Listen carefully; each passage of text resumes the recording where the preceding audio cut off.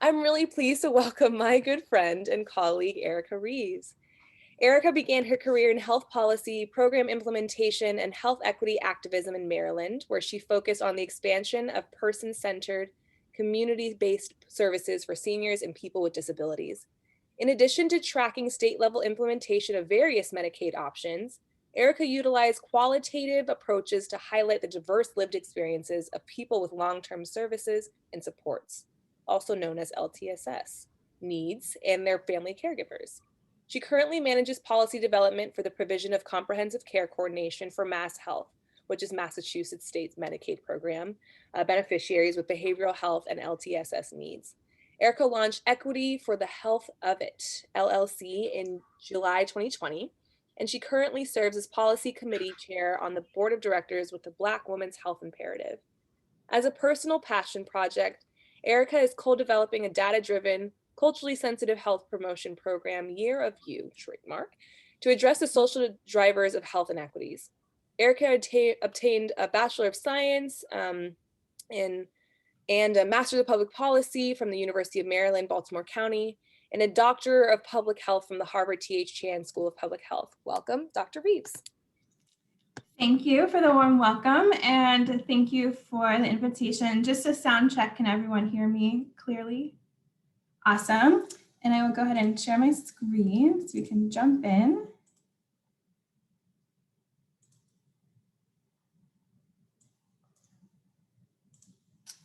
Okay, great. And hopefully you all can see my screen clearly as well. Thank you. So again, thank you so much for asking me to participate in the health policy elective. It's really a passion project to be able to talk to various groups about stakeholder analysis. I have more of a community-based slant, and we'll say that stakeholder analysis definitely cuts across, obviously, healthcare, clinical relevancy, and public practice, but also in business and management. And so a lot of the tools at our disposal have more of a business or management slant, but I will talk you through kind of how I think about these different tools and how I approach stakeholder analysis when moving forward to address an issue that I care deeply about in the most inclusive way possible. So I'll take a bit of an unconventional approach with starting with some written acknowledgements first. As someone who's not a member of the First Nations, I always like to acknowledge the land on which I work and reside and play, and the people who first inhabited that land. So I'm in Boston, and also wanted to acknowledge the First Nations in the Irvine area. If you're interested in learning more about Indigenous people, their languages and treaties, I would encourage you to check out this website. I find it very fascinating, but definitely wanted to hold a place for that acknowledgement. Second, I'll acknowledge there are a range of health observances this month, and this is particularly relevant with respect to stakeholder analysis because many of you may be involved in many of these causes. And if we were to pick any two, I'm sure there would be an overlap in stakeholders, meaning that we are multi-issue people. There's a lot that we care about. Our attention can sometimes be spread thin, and we know in May, there'll be another crop of health observances. So that's just something to keep in mind when engaging stakeholders and understanding that folks typically are have a myriad of issues and causes that they care about. And so sometimes our attention span or the time that we're able to focus on those issues is targeted in a given month as a way to organize our time and our thoughts. So with that, I'll offer just a session agenda. We can take this as it comes.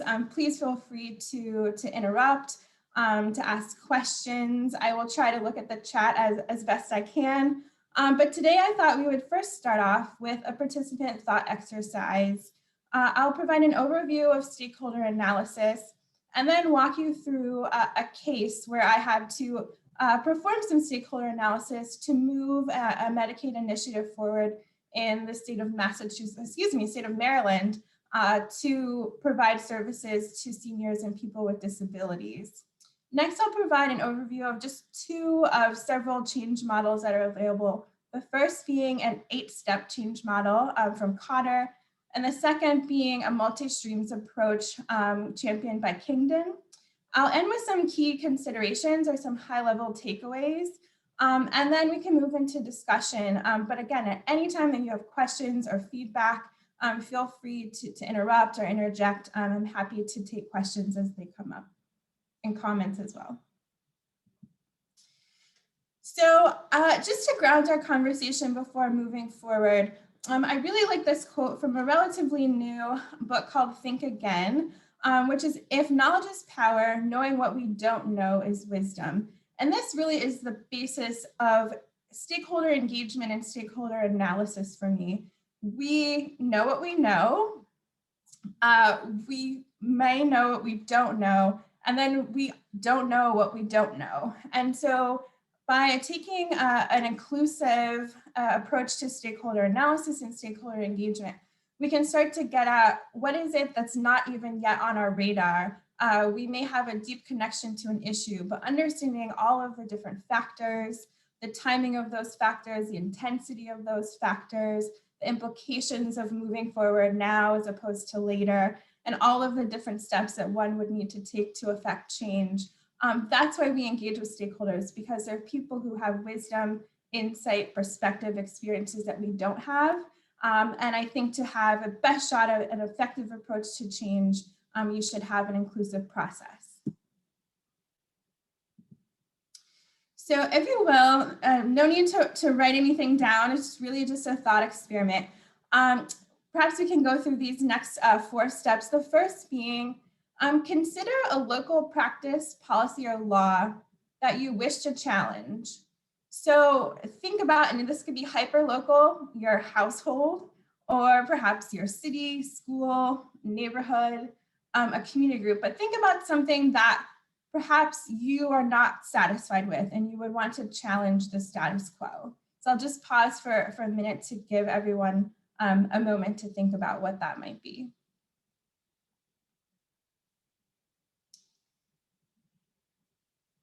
And next, think about your motivations for doing so. Like, what is it about this particular issue, again, policy, practice, or law, that bothers you? What are your motivations for trying to challenge the status quo? They could be intrinsic, extrinsic, or both.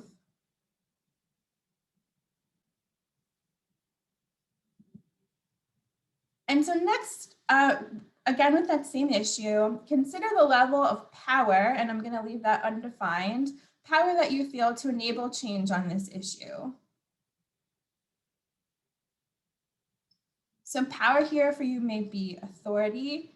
Power here for you may be influence. It may be money. It may be time. It may be your ability to write that op-ed.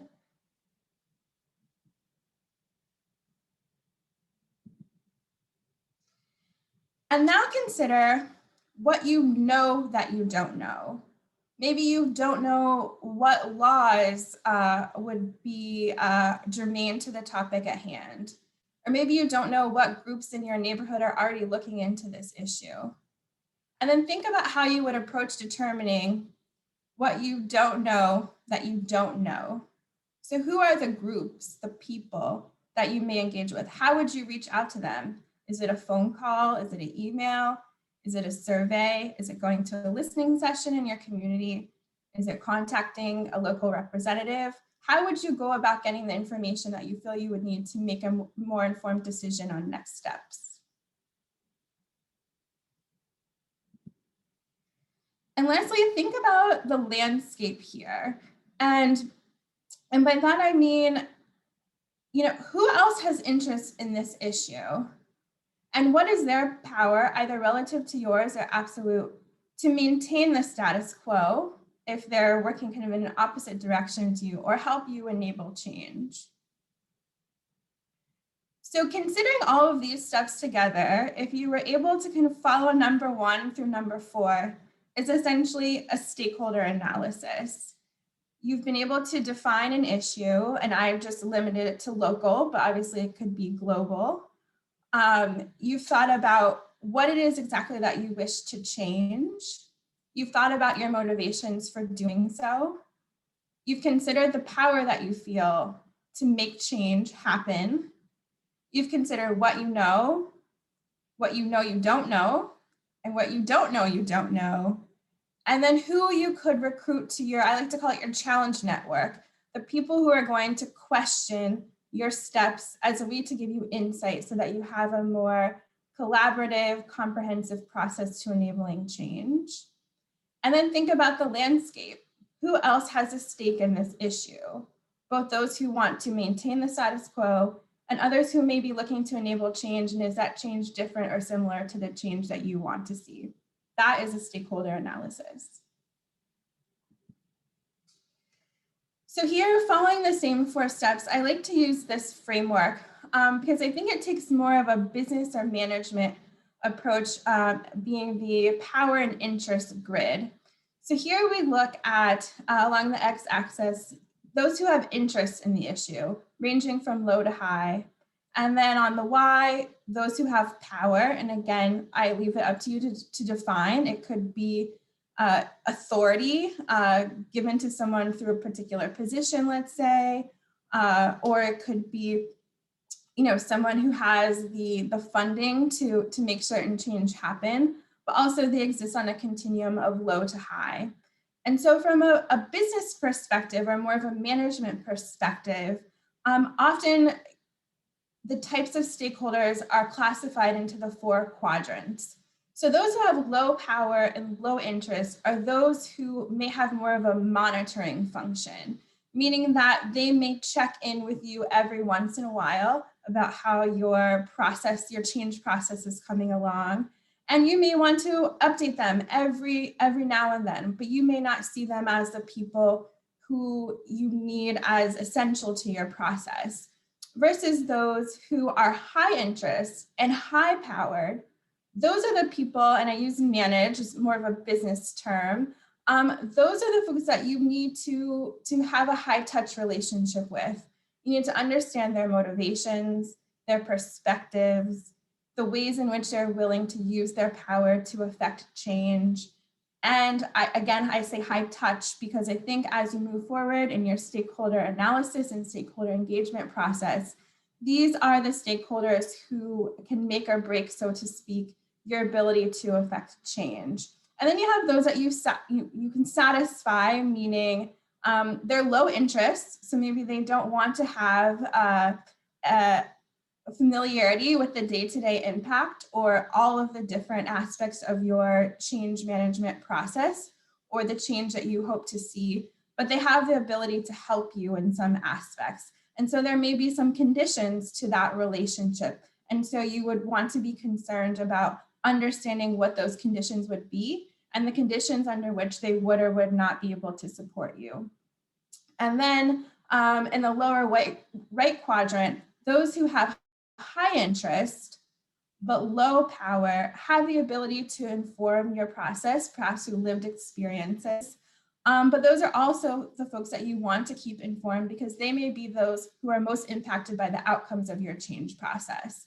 High interest, again, maybe because of lived experience. You're trying to affect change, let's say, in a housing community. And so you want to keep those folks informed about the process. And I would argue that would also be a high touch relationship.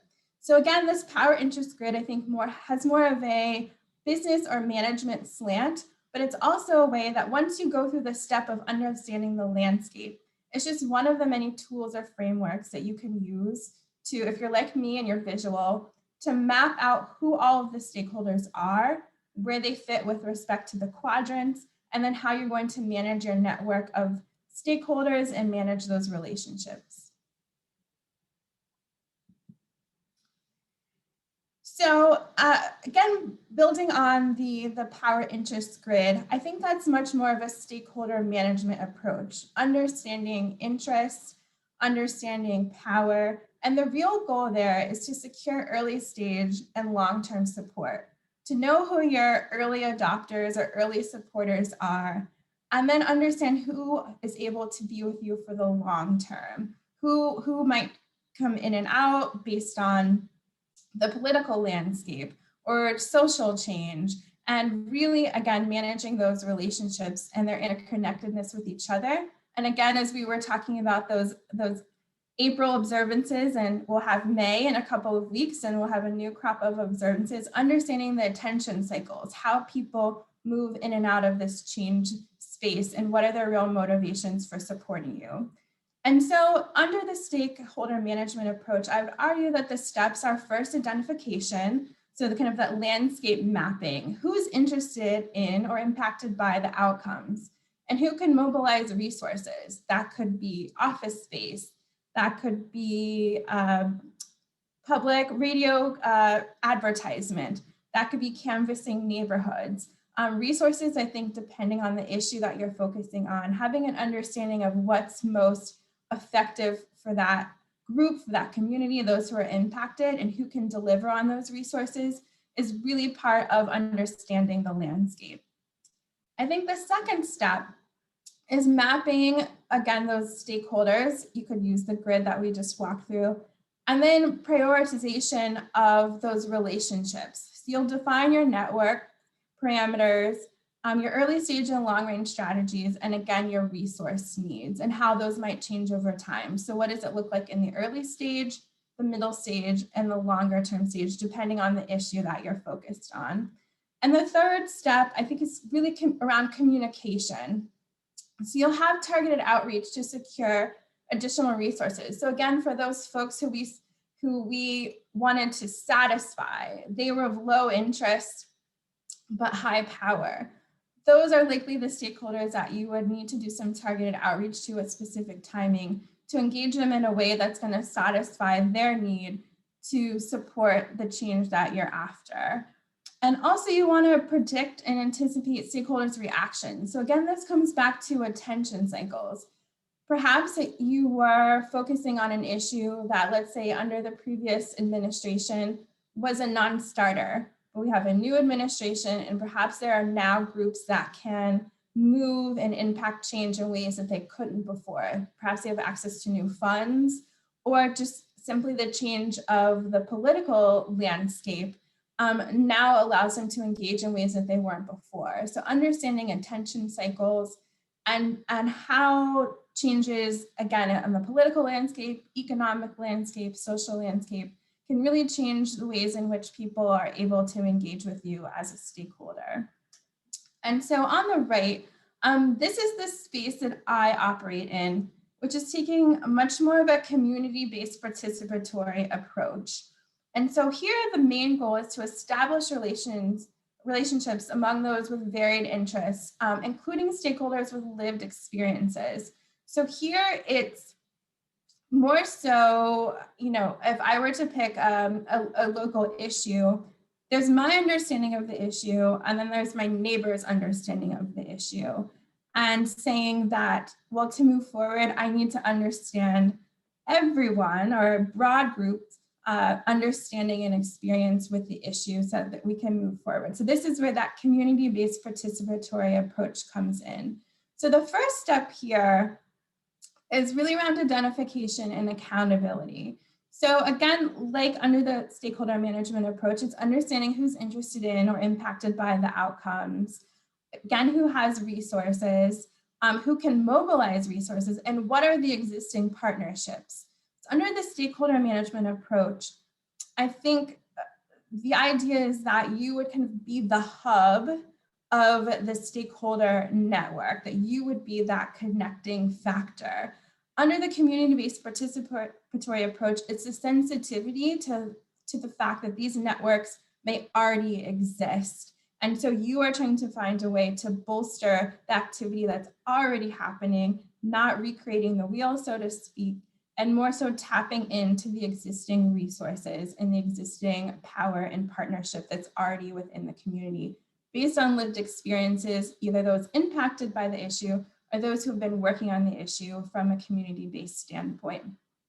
Second, prioritization involves, again, defining the issues in a collaborative way, understanding the range of the current impacts and the severity, and matching needs and resources. So it's it's still a prioritization in that you're understanding, again, at the early, middle, and late stages, like what do we need right now? What will we need in the middle stages? What will we need in the late stages?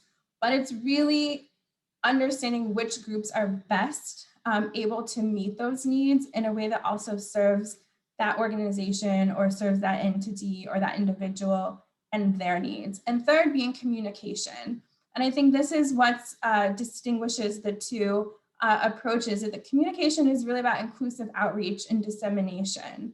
So even those who may be of low interest, you still see the need to keep them informed about what's happening in the community, because you never know, at some point, some aspect of your change management model or your change process, could pique the interest of someone who never saw themselves as impacted by the issue at hand. And suddenly you've engage them perhaps through a local newspaper or through a community rally or some other communication or dissemination strategy. And now you have a new stakeholder who can bring additional lived experiences and additional resources. And so again, it comes back to this inclusive outreach and dissemination approach. I also think this bolsters accountability. The more people who are tracking your change over time, I think you're accountable to all of those stakeholders, to keep them informed, to listen to their stories, to be, again, as collaborative as possible. And also in this process of communication, it's about tracking progress. It's about noting where there have perhaps been dips in the road, or where some things have been slow, or where you score some wins, and we'll get into that in some of the later models. But it's really about communicating everything that's happening so that all stakeholders, your veteran stakeholders, and those who you may recruit to your change campaign have the ability to stay informed about what's happening. So coming back to this thought experiment, I would challenge, the power interest grid, and say that taking a community-based participatory approach, I would swap out power and insert connectedness. It's really about a network of people and capitalizing on the networks and the wisdom and the power and the resources that are already there. And then instead of interest, I would define that as lived experience. Often in the work I do as a public health practitioner, there's a desire to go into the community and define the problem and do an assessment, do a survey, develop some solutions, deliver a nice, PowerPoint presentation and say good luck.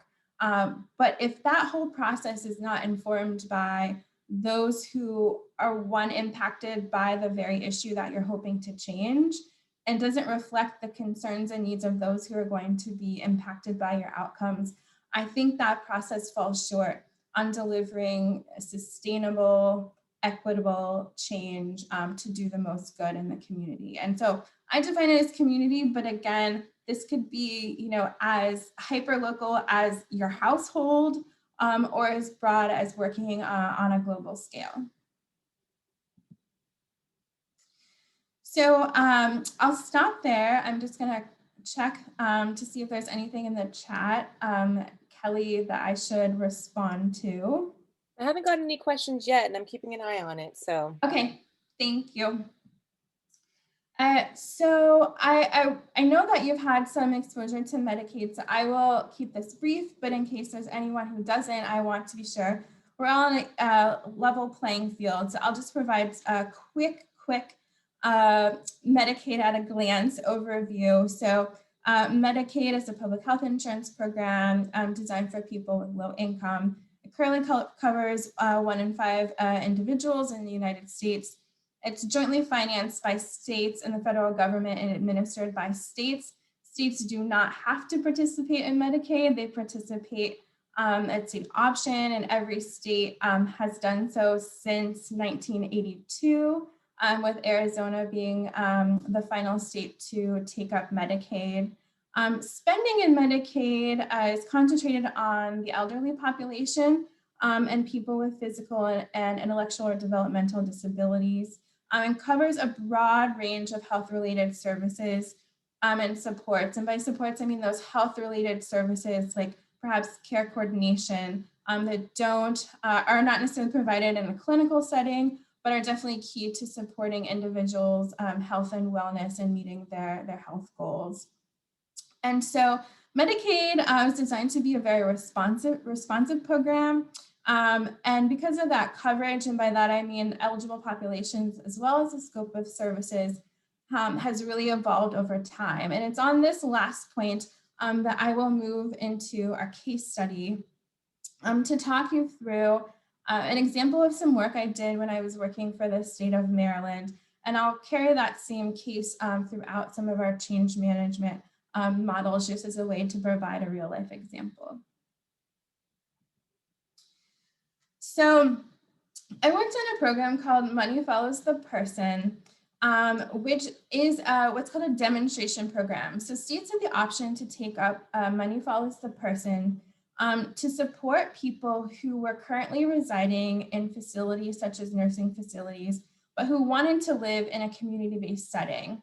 And so a major misconception is that Medicare provides long-term services and supports, also called long-term care, but that is in fact false. There is no comprehensive LTSS benefit under Medicare, and Medicaid is the nation's primary payer for these services. And long-term services and supports includes institutional-based care, such as nursing facilities, as well as care provided in community-based settings, such as your home. And so in 1999, there was a landmark Supreme Court case, and the final ruling is called the Olmstead decision, that said that institutionalizing people who could otherwise be served in the community violates a community integration mandate under the Americans with Disabilities Act of 1990. So for people who have disabilities who could be served in the community, the states under Medicaid and any federal program needed to provide some type of services with the idea that for people who are in institutions and don't need to be institutions, may have worsened health outcomes due to social isolation. And so people can live and work and get services in the community, that by law, states must make every attempt to do so. And so this lawsuit was actually brought by two women, I believe, who were residing in Georgia, who felt that they could be served in the community, and it went all the way to the Supreme Court. So what's interesting, in the Medicaid statute, actually, there's an institutional bias in that nursing facilities are mandatory under Medicaid. So if you're a state offering Medicaid, for those who qualify for nursing facility level of care, it is a covered option. If you qualify, you get it. But most home and community-based services are offered at state option. So depending on the state that you live in, the scope of home and community-based services will differ, and some states are more generous than others. So Money Follows the Person was an attempt to give states a vehicle to rebalance the system, so to speak, to increase the use of home and community-based services and reduce the use of institutional-based services, which also, by the way, are generally more costly than home and community-based services. And so from 2018 through 2019, over 100,000 Medicaid beneficiaries transitioned from an institution to community living through this Money Follows the Person demonstration, which was taken up by over 40 states. So I gave, a quick overview. That was, a decade plus worth of work, again, across 40 states. But just thinking about how do you, as a state, respond to law, the Olmstead decision, once the court ruling was final, became law. And now you're a state that is thinking about how do you expand access to home and community-based services to people who are in institutions. Some people had been in institutions for a matter of months. I believe we transitioned to the community, someone who had been in an institution for decades. And so it's not as simple as finding someone a place to live. It's also getting the supports around them so that their transition to the community is safe and successful, and they feel that they're integrated into the community. That's the whole point, and that they have the resources that they need. And so one way to think about how do you follow kind of change over time as a way to just ground yourself in some steps. And again, coming back to this idea of tracking your progress and communicating with stakeholders about your next steps and identifying early on what those resource needs may be.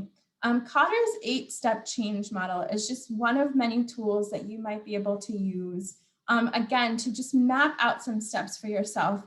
And what is assumed here in using money follows the person as just a case is the sense of urgency in step 1 was a law, a federal court decision or Supreme Court decision. And so sometimes the urgency is your needs and your concerns and your issues. And so I just want to call that out, because sometimes the urgency is not so defined as needing to respond to a Supreme Court decision. So again, step 1 under Cotter is really creating a sense of urgency. So in the thought exercise, you identified, a local issue that you felt it was important to challenge. But then how do you get people on board? How do you create that sense of urgency around needed change? And to do so, you spend some time defining the problem or the challenge or the gap or the opportunity. So in the case of money follows the person, again, it was really the Supreme Court decision. We had a handle on the data, the number of people who were living in nursing facilities, who could otherwise be served in the community. And because of how nursing facility residents are screened when they first enter the facility, we also had an understanding of how many individuals that actually indicated an interest in getting more information about being served in the community. We were able to map stakeholders. I would say, almost half of, the state departments were some way involved in Money Follows the Person, because it was housing, it was Medicaid eligibility, and at the time that happened through the Department of Human Resources, obviously the state health department, we had local agencies, case managers, all of these groups that needed to come together to understand, okay, how do we take, this statute and these regulations and implement it in a way that makes sense for our state and our systems.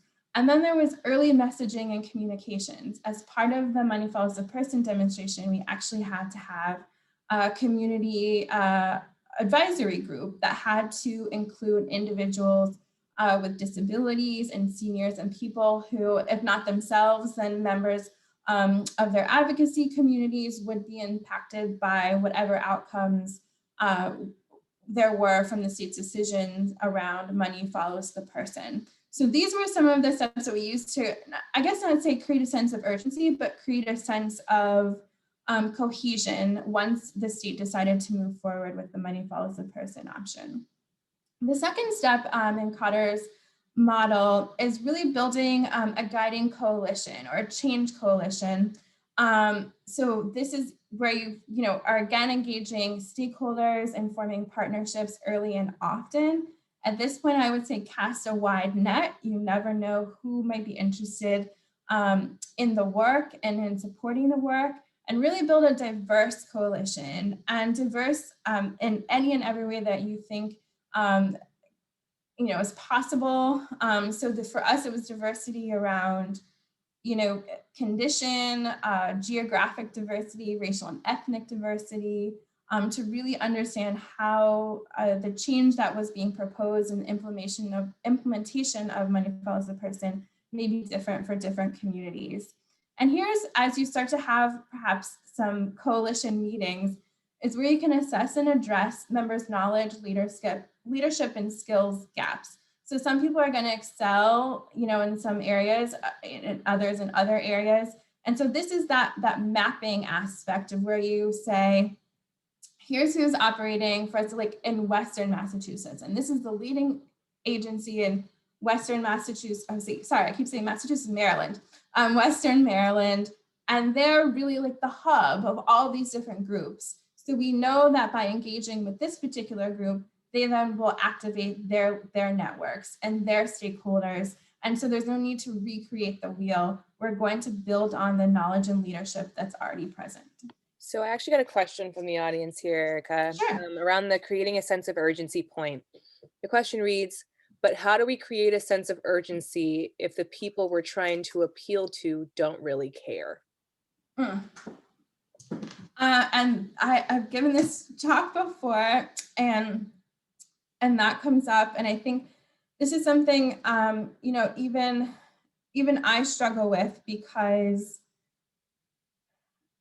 it's such a real challenge and barrier, and not to dismiss the question or not kind of get into the weeds.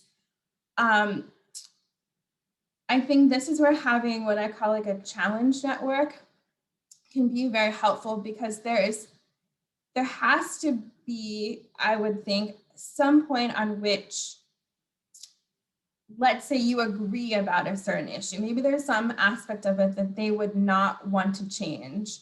And so you come to the table perhaps saying, I understand, this aspect of, issue X.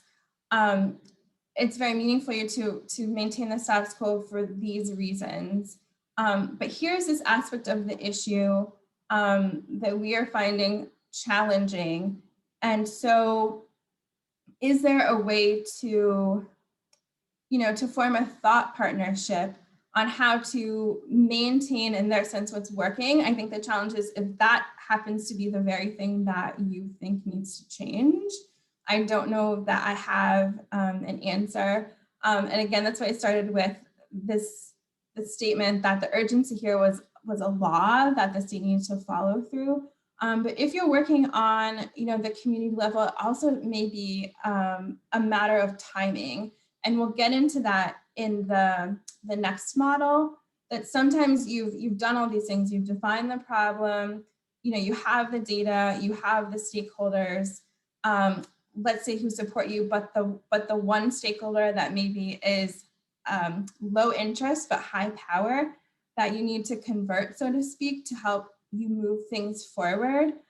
It could just be a matter of timing or a matter of framing. And so there's really no clear-cut answer for that. And I think this is where a lot of people who hit some early stage barriers is like, how do you engage those people who don't see themselves as being a stakeholder in the issue, or know that it's an issue, but for them it's not high priority. So sorry, that's a bit of a non-answer, but that's a real challenge, and I will come back to that in the next model.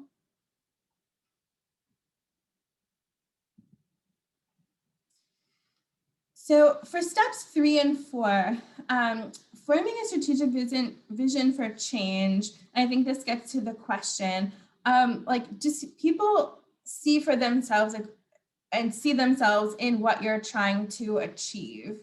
So perhaps it's not, there isn't an alignment on the proposed change, but there could be some alignment around, values or principles. And so you start there and build out. And from there, you can also build consensus on the vision. And this is where, as you have this vision and you're going out and you're engaging with different groups and new groups, like try different ways of summarizing, your strategic vision for change as a way to gauge understanding and impact. If you're going into a room and you're explaining your vision and it's not connecting with people, it could be, yes, that perhaps the cause doesn't resonate with them, or perhaps they're not understanding or not seeing themselves in what you're proposing. And so as part of creating your strategic vision, again, I would urge you to be as inclusive as possible. And then once you have that vision, communicate it and enlist supporters, talk the talk and walk the walk. Like, understand that there's competition for all of us in head space and heart space. We're multi-issue individuals, most of us, but we all, have only so much capacity for action. And so use that vision, again, come back to it, keep summarizing and re-summarizing and taking it to new and different groups, build out that support network and build out your challenge network, and use the vision to inform your decisions. When you're thinking about, should I engage with this group, or do I need to present this material in this way? Ground yourself in your vision and let that inform your decisions about next steps. And this comes back to leading by example. And I include this here to see, particularly if you're someone who wants to take more of a community-based participatory approach. I found that when you are inclusive in your approach, when others are doing similar stakeholder analyses or engagement, they will include you, even if you're not directly involved in the issue, just as a way to build out their network and to include you in the work that they're doing. So it's a very rewarding and synergistic space to be in, that as you're communicating your vision and enlisting supporters, that you have people saying, oh, I know somebody who could help you with this, and oh, I think I was in a meeting the other day and this got mentioned. And it's a great way to build this support network, but also a challenge network, people who will tell you perhaps when you've moved away from your vision, and help you course correct to come back. Excuse me, I'm gonna take a drink of water. So for number 5 and number 6, it's really about moving into more of the action steps. We're actually more executing on your vision. So enable action by removing obstacles. And this involves understanding, resistance to change in your style of leadership. So understanding your barriers or resistance. So back again to the question, that one group, or perhaps there's no one who seems to want to champion your cause. Understand the barriers and the resistance. Maybe they care, but for the moment it doesn't align with their strategic priorities, but that may change, in the next month, with the next administration, what have you. And so understand, their landscape and their environment. Continue to support your early adopters and change agents. These will be the people who will communicate that vision for you in rooms when you're not there. They'll take, opportunities to share your work and to share in your goal and your mission. Engage late adopters and skeptics. So those people who maybe told you no in the beginning, circle back to them. Perhaps, again, things have changed. Their perspectives or their needs or their availability or their access to resources. And then understanding potential blind spots. This comes into what you don't know. And this is where your networks and your stakeholders can be tremendously helpful in helping you, check on those blind spots and manage any gaps. And then create short-term wins as a way to build early momentum. Identify those goals that won't require the support of your skeptics, and understand the pros and cons of acting in the short term. If there's an activity that's going to drum up a lot of, publicity, is that what you want? Perhaps if you haven't solidified your vision or your strategic plan yet. And after a win, of course, celebrate that with your stakeholders, and then assess what contributed to your success, and to the extent possible, continue to use that approach moving forward. On the last 2 steps of the change model, build on those early successes and early change to sustain acceleration. Again, we have limited head and heart capacity. And this is where you're going to shift to long-term change. So if things perhaps aren't moving as quickly as you would like, this is, the time where you really dig in and kind of understand, okay, am I looking at years? For some causes, are we looking at decades? And, checking, is this adhering to your early vision? And if not, visions can be refined, or strategies can be refined.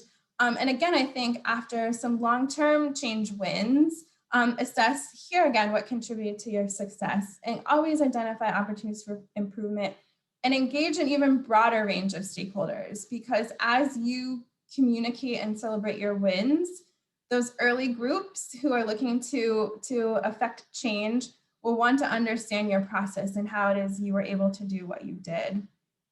And then anchor the change over time. And this really gets at sustainability.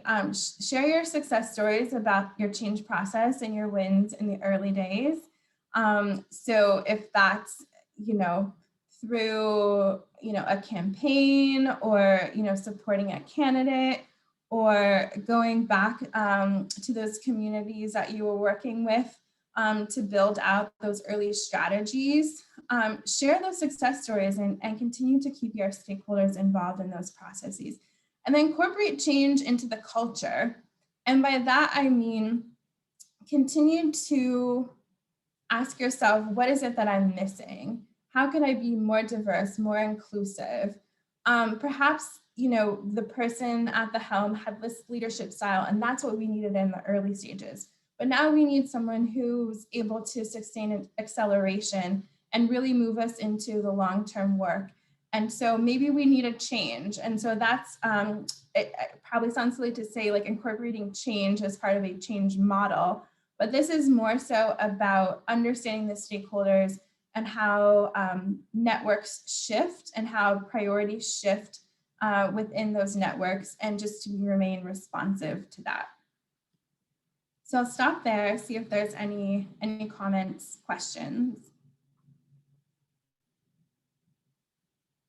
I would actually just love to offer the comment that this change model can be applied in so many different settings.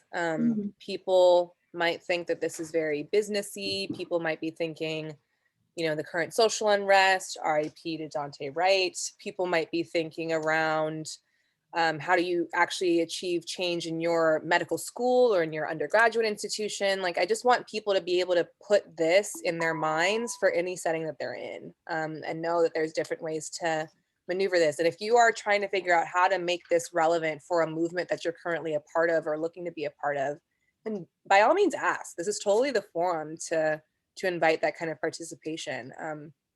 Both Eric and I have been involved in different campaigns that leverage a lot of these different steps. Chat box is open though if people have questions. Thank you.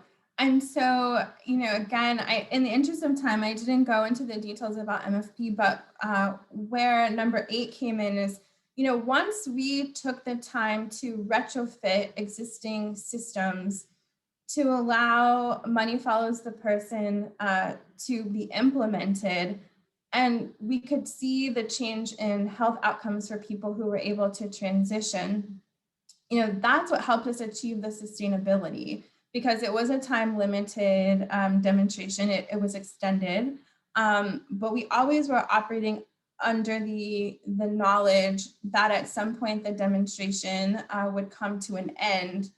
But how could we build out the program in such a way that even after the enhanced federal funding stopped, that we had fundamentally changed the way Maryland's Medicaid system approached supporting people with long-term services and supports needs who had a desire to reside in the community. And it took changing a lot of forms. It took changing a lot of processes. It was a slow change. It was, 4+ years of trying to get a program off the ground. But to this day and across, the country, we've been able to achieve a so-called rebalance, where now the majority of money, Medicaid dollars spent on long-term services and supports are for home and community-based services, where for decades it had been the opposite, that there were more dollars spent in institutional care. And so that's how, again, we shared the success stories as people moved back into the community. They were featured, in different publications, or we would talk about it in our community advisory board meetings. And so took every opportunity to celebrate those early wins and to continue incorporating change into the culture of our change process.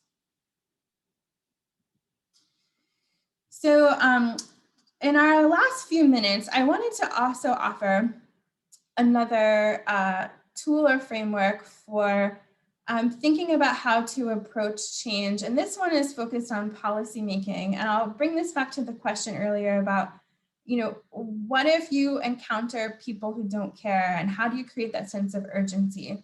And so this model, developed by Kingdon, has what are three independent streams. So there's the policy stream, the politics stream, and the policy stream. So in the problem stream in the orange, they're what's called indicators or focusing events. So in the case of Money Follows the Person, the Olmsted decision was the focusing event. And then an option became available through, federal statute under Medicaid. But it could be, you get feedback from a patient, from a neighbor, and you think, okay, how am I going to develop solutions that are responsive to the specific problem, as it's been defined. But, and I'll come to the red box, so just like hold that orange arrow for a second. Or, there's a politics stream, the political mood, let's say, of the nation or the state or the city has changed. Or perhaps there's a pressure group that's been very vocal lately and they seem to be drumming up a lot of support within the community. Or you have administrative and legislative turnover and options that weren't possible before, are now possible. And so you've opened up this stream under the political, kind of the political landscape where perhaps something that wasn't possible a year ago, is now an option. Or there's a policy stream. So you have this understanding that the change that you are trying to enable, there's now some consensus around like the value of doing so.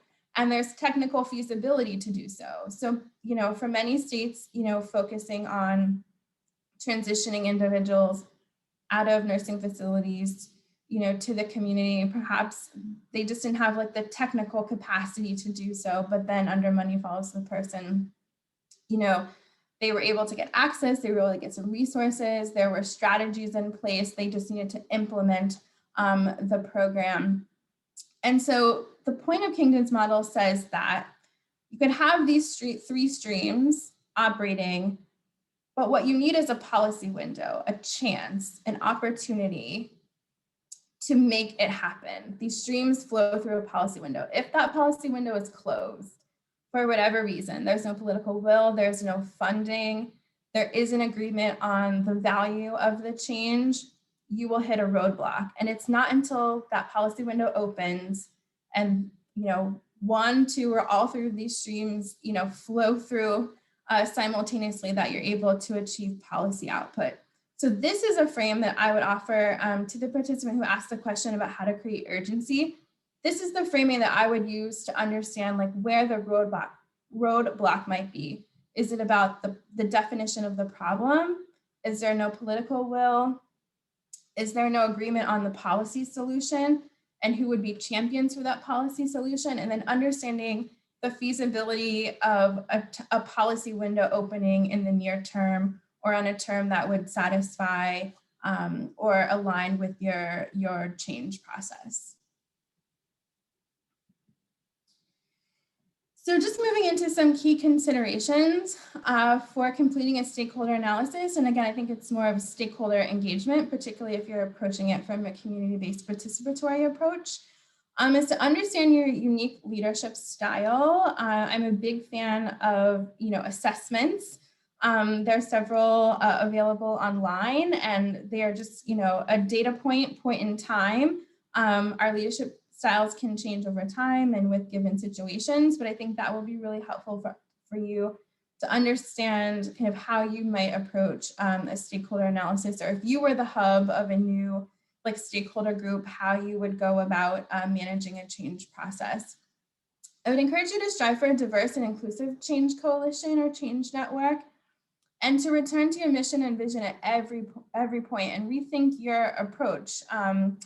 The thing about change is it's changing. So, what wasn't on your radar yesterday that could be on your radar today, and who are the folks who you can rely on to help give you that information. Set SMART goals and track your progress and communicate about those goals, communicate about your progress, communicate about challenges or roadblocks. Use media platforms appropriately and effectively. And by that, I mean if you're trying to reach, different audiences, for some people, they need it in a printed newspaper. For some people, Instagram works just fine. Some people need, language and other accessibility considerations, and to just think about how you, again, coming back to this idea of an inclusive change coalition, like how you reach the most people. Amplify personal narratives, and I say responsibly, of course, with consent, to illustrate the need for change and the positive results the positive outcomes as a result of change. There's nothing like a personal narrative, someone who can speak to, here's how I'm impacted by the status quo, and here's how I think that change would impact me, or after the change, here's the good that happened. I think we need to be open to, it may not all be good, and understanding those stories as well, so that we can be responsive and course correct. And lastly, just on a human to human, respecting your personhood, rest and recharge, because change can be a slow process. And so I offer just some resources more geared towards policy, the space that I work in. I would say your neighbors. Don't underestimate the wisdom and power of your neighbors.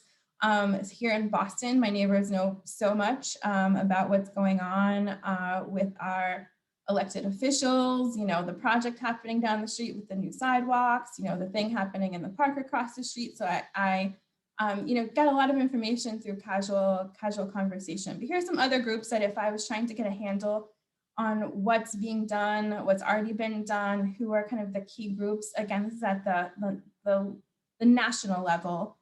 These are the groups that I would go to, but groups like these exist, in every state, and that's part of doing that stakeholder mapping, is to understand who are the groups who are already doing the work in this space. And so here is my contact information, and I'll take any questions. I know we're at time, but I'm happy to stick around if there's more time. Okay, so yeah, we could definitely field some questions. As always, we want to get your feedback for this session. The post-lecture feedback survey is up on Poll Everywhere. If you have questions about how to approach these models, how to leverage them in your real life, any steps that were unclear, we are happy to field those questions now.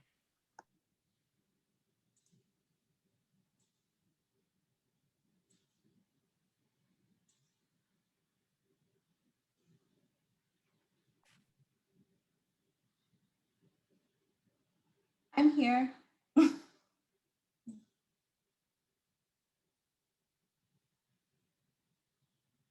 Regardless, we're so thankful for you being here with us today, Erica. I think you provided a really cool framework for how to think about a lot of these advocacy desires that some of our participants have. Sometimes it can be hard to actually create structure around passion. And I think you did just that. Knowing that this can be applied in personal, professional spaces is really necessary. So thank you for being with us today. Thank you. And I just want to underscore one of your notes about you don't have to have the degree to have the power. There's no degree that's going to take the place of someone who's lived in a community for decades and knows neighbors by first and last name and their kids and their experiences. No degree, a degree might teach you how to do a survey of those folks, but nothing can substitute for that kind of neighbor to neighbor community embeddedness, so to speak. So I really like that people living in their, like, they are the experts. I just try to support, their current efforts. So thank you for that.